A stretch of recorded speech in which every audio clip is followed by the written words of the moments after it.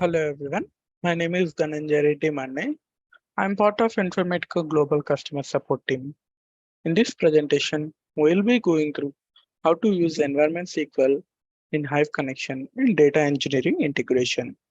Moving on, today's agenda is overview of Environment SQL in Hive connection, rules and guidelines to the usage of Environment SQL demo. Overview of Environment SQL in Hive connection. SQL commands to set the Hadoop environment. In native environment type, the data integration service executes the environment SQL each time it creates connection to Hive metastore. If you use Hive connection to run profiles on a Hadoop cluster, the data integration service executes the environment SQL at the beginning of each Hive session.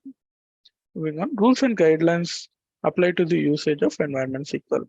The rules and guidelines apply to the usage of environment SQL in both connection modes, like in native as well as Hadoop. Use the environment SQL to specify Hive queries. Like you can specify like set days memory or dynamic partition. You can use environment SQL to define Hadoop or Hive parameters that you want to use in pre-SQL commands or in custom queries. If you use multiple values for an environment SQL property, ensure that there is no space between the values. Demo. Let me go to the admin console. Now I have in the admin console, and this is one of the Hive connection. And now here I have set two environment SQL Hive execute dynamic partition mode equal to non-exit Hive EC dynamic partition equal to true. Like we have some scenarios where where the mapping will fail if you don't set these properties, and the solution is to set these properties as the environment SQL.